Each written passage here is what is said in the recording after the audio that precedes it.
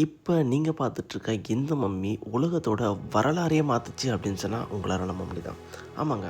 நார்மலா ஒரு கப்பல் வந்து ஒரு மவுண்டெயின்ல ட்ரெக் பண்ணிட்டுருக்கும்போது இந்த மம்மிய பார்த்ததாவும், கிட்டத்தட்ட 5300 வருஷம் பழமையான மம்மி அப்படின்னு சொல்லிட்டு இத ஃபைண்ட் பண்றாங்க. ஸோ ரிசர்ச்சர்ஸ் இத வச்சு நெறைய ரிசர்ச் பண்றாங்க. அப்படி ரிசர்ச் பண்ணும்போது என்னெல்லாம் கண்டுபிடிக்கிறாங்க அப்படின்றத பத்தி தான் இன்னைக்கு நம்ம வீடியோல டீட்டெயிலா பார்க்க போறோம். வாங்க வீடியோக்குள்ள போலாம். ஆக்சுவலி ஒரு கப்புள் வந்து ஆல்ப்ஸ் மவுண்டன்ல ட்ரெக்கிங் போயிட்டுருக்காங்க. அப்படி ட்ரெக்கிங் போயிட்டுருக்கும்போது ஒரு மனித உடலை கண்டுபிடிக்கிறாங்க. அப்படி கண்டுபிடிக்கும்போது ஸ்டார்ட்டிங்கில் அது வந்து ஒரு நார்மலாக யாரோ வந்து ட்ரெக் பண்ணிகிட்டு இருக்கும்போது அங்கே இறந்துட்டாங்க. அந்த டெட் பாடி தான் இங்கே இருக்குது அப்படின்ற மாதிரி சொல்கிறாங்க. பட் இதை வந்து அவங்க வந்து சொல்லிவிட்டு எடுத்துகிட்டு போகிறாங்க. எடுத்துகிட்டு போய் அந்த உடலை வச்சு ரிசர்ச் பண்ணுறாங்க. அப்படி ரிசர்ச் பண்ணி பார்க்கும்போது எல்லாருமே ஷாக் ஆகுறாங்க. என்ன அப்படின்னா, கிட்டத்தட்ட 5300 வருஷம் பழமையான இந்த மம்மி அப்படின்னு சொல்கிறாங்க. இதுக்கு பேர் ஓட்ஸ் அப்படின்னுமே சொல்கிறாங்க. அதாவது இப்போ தான் இருக்கிறதுலையே ஓல்டஸ்ட் நேச்சுரல் யூரோப்பியன் மம்மி அப்படின்னு சொல்லிட்டு இந்த மம்மியை சொல்லவும் செய்கிறாங்க. இந்த மம்மிக்கு ஆர்கன்ஸ்லேருந்து டிஷ்யூஸ்லேருந்து எல்லாமே இருந்திருக்கு.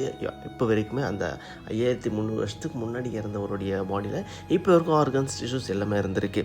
அது மட்டும் இல்லாமல் ரிசர்ச் பண்ணதில் இவரோட வந்து பிளட் குரூப் என்ன அப்படின்னா ஓ பாசிட்டிவ் அப்படின்றதையும் கண்டுபிடிக்கிறாங்க. அது மட்டும் இல்லாமல் இவருக்கு என்னெல்லாம் டிசீஸ் இருந்துச்சு இவருக்கு அதெல்லாம் பார்க்குறாங்க. அது மட்டும் இல்லாமல் இவருக்கு கொலஸ்ட்ரால் இருந்துச்சு அப்படின்றதையும் கண்டுபிடிக்கிறாங்க. அது மட்டும் இல்லாமல் இவர் இறக்கும்போது இவரோட ஏஜ் வந்து கிட்டத்தட்ட ஒரு 45-46 ஏஜ் இருக்கும் அப்படின்றதையுமே சொல்கிறாங்க.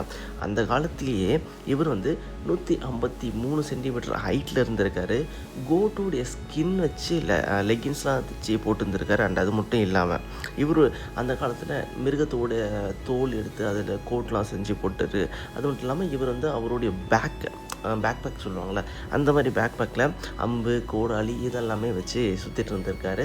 இப்போவும் இவருடைய பாடியை வந்து 6 டிகிரி செல்சியஸில் வந்து ஒரு மியூசியமில் வச்சு பாதுகாத்துட்ருக்காங்க. இப்போவுமே இந்த பாடி வச்சு ரிசர்ச்சுமே பண்ணிகிட்ருக்காங்க. ஸோ இந்த இன்சிடென்ட் பற்றி நீங்கள் என்ன நினைக்கிறீங்க அப்படின்றத கீழே இருக்க கமெண்ட் பண்ணுங்கள். பாய்.